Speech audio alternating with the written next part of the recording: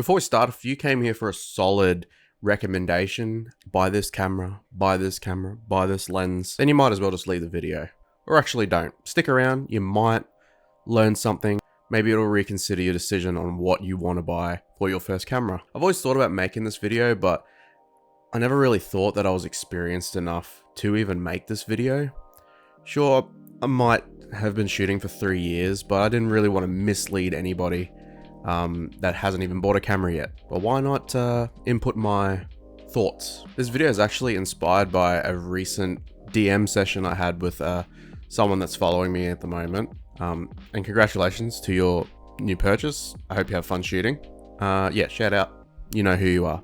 I want to start by saying don't overthink what camera you should be buying for your first camera. I personally didn't when I first started. I kind of just seen people shooting stuff and went, I want to do that. And then Googled good beginner camera. And at the time, the Canon M50 was a pretty good beginner camera. So I didn't ask any questions and bought it. And then I watched some reviews on it and everyone was saying good things. So I didn't really compare it to anything else.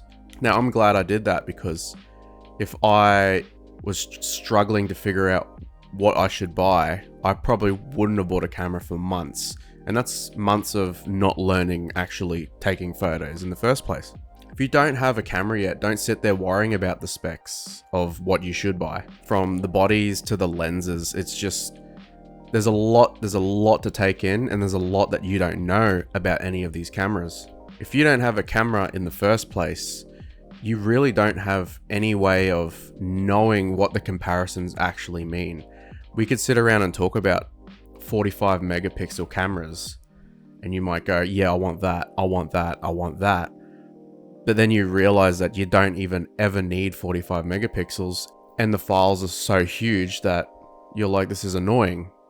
Some people don't care, but me, I'm using the Canon R6 right now, and it's got a 20 megapixel sensor, and shooting it is so easy because I can literally shoot it forever. Like, I can just have it on continuous and shoot it forever, and I don't have any buffer at all, and I like that. I'd rather that than having 50 megapixels. You don't even need that many megapixels for most cases. So in short, for that bit, it's basically, you have no basis of comparison. You have no control test, because you don't know. You don't actually know yet. A lot of videos you might watch, a lot of articles you might have seen could have been talking about a lens that doesn't have really good clarity. But what does it matter when you're a beginner and you don't even know how to take a photo yet? Sure, you probably know how to take a photo. You probably know how to hit the shutter button, but you probably don't know how to take a good photo yet. On the side note of buying a subpar camera in this modern age, you will learn so much more. If your camera doesn't have good autofocus, you'll figure out how to get stuff in focus eventually, and that'll translate over to buying a brand new camera. You'll find it so much more easy to use. But if you start off with something with snappy autofocus straight off the bat, and you start encountering issues, you won't know how to overcome that because you've never experienced having shit autofocus. For one example, this is all part of the learning process. A lot of photos that I took when I first started, I look back now and think, damn, they weren't really good photos, but why weren't they good photos? The answer is user error. It was me. I didn't know what I was doing.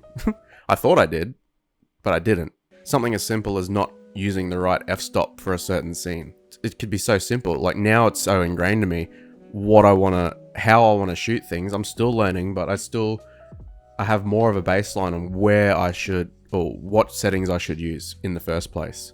Back then, I kind of just went, I'm going to shoot wide open all the time because that's what everyone else does, right? In my opinion, a lot of creators on YouTube, Instagram, or even TikTok have skewed your point of view on what is good and what is bad, and what you might end up liking or thinking you might like. Here's a little story to add on to my first time I bought a camera, the Canon M50. So it was about 2 years ago, maybe 3 years ago now, when I bought the M50, my first camera ever. All I wanted to do was shoot street photography with an 85mm lens or a 70 to 200mm lens. And obviously I wanted to shoot that wide open. f1.8, f2.8. I just wanted bokeh, background blur, cinematic. I wanted the ability to shoot at night, even though 1.8 is totally fine to shoot at night, but all creators were using 1.4 and telling you how good it was at night. That's all I wanted. And this is no shade to the creators, because, I mean, they're right for the most part of it. It is easier to shoot at night with a very wide open aperture, but they probably don't always shoot at 1.4. It's probably just for the video. And you've been watching the videos, now you're brainwashed. I spent plenty of money on things because I was influenced. I bought 70-200 lens, I bought an 85mm lens, hell, I even bought a Canon R6. I even bought a Peak design bag, which I actually really like and I'm glad I bought. But it wouldn't have happened if I wasn't influenced, right? Now, in saying that, I have made money from photography, so a lot of these things have paid themselves off. But if you're not looking into making money, if you're looking into just having fun, then these won't really pay themselves off, especially if you don't particularly like using them.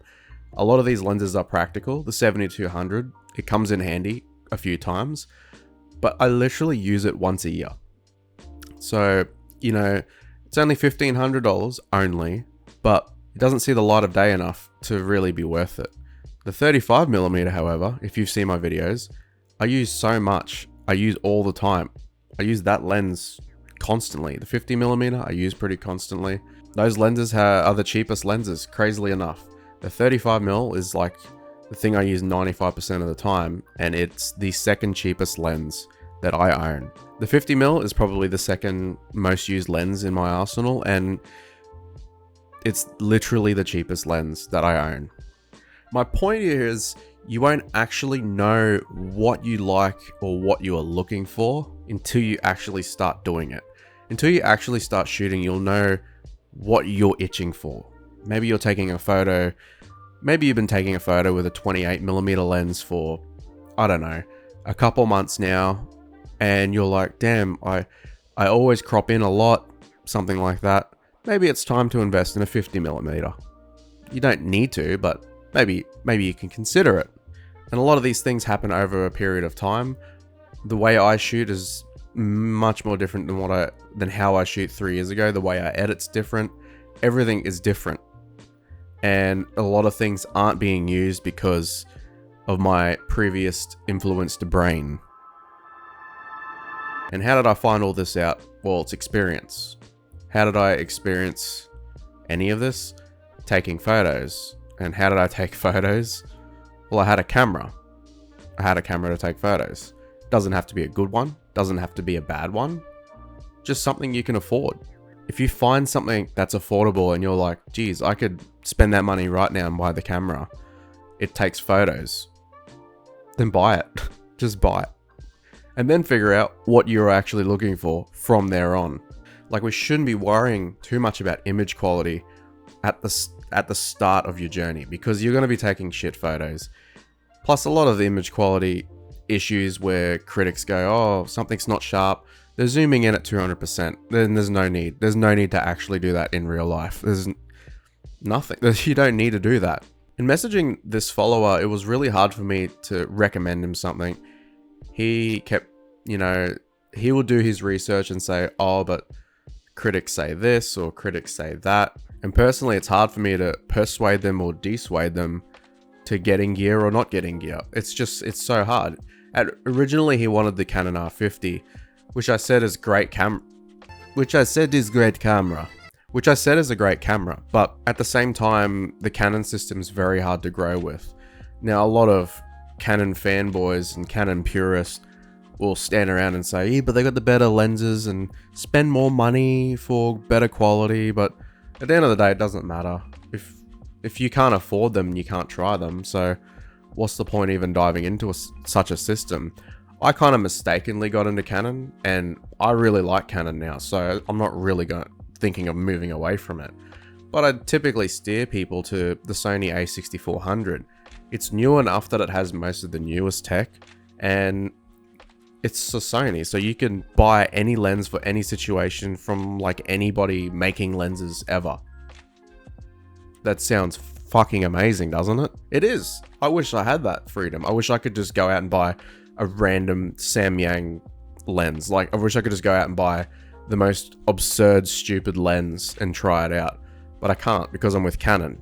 And the thing about Sony is it's fine. It takes good photos. It's got good autofocus. It's fine. It'll work. It's totally fine to use. And in this conversation, we were talking about lenses. I told him about the crop factor and how a 50mm on a APS-C sensor like the R50 or the Sony A6400 will be more like 80mm, 82mm or whatever it is.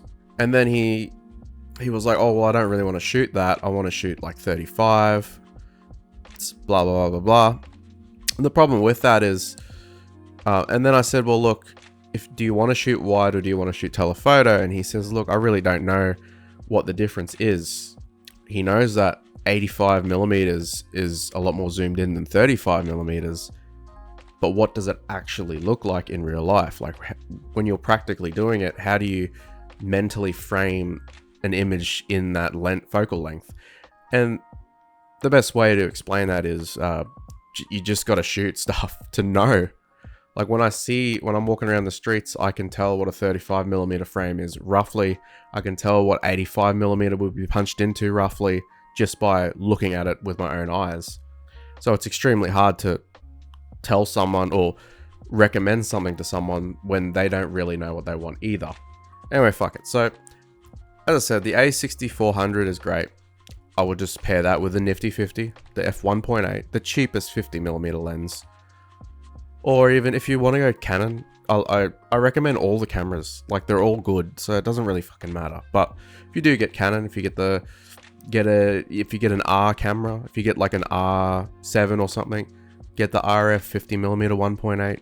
It's the cheapest. It'll get you there. It'll get you thinking. It'll get your creative juices flowing. You'll figure out what you want to shoot. You'll figure out what focal lengths you like. You'll figure out what the camera's lacking for you. For me, the cameras in the past weren't really lacking autofocus. However, it would be nice to have it. So now I've had the R6. I honestly don't know. I know there's better autofocus out there, but I just don't know why I wouldn't upgrade purely for autofocus now, because this camera does an extremely good job. So I just don't really, there's no desire.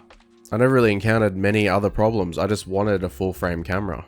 That was basically it, and that's why I upgraded myself. But if you're happy with your images, just keep at it. Just keep getting good at it, and your photos might end up looking like the pros that you follow now one day.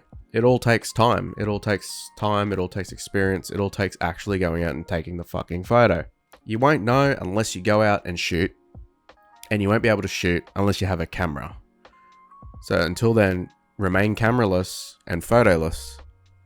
And remember, if you don't go out and take shit photos, you'll never take any good photos. And that's what I say every time. And that's totally real. And that's kind of part of this video. See you later.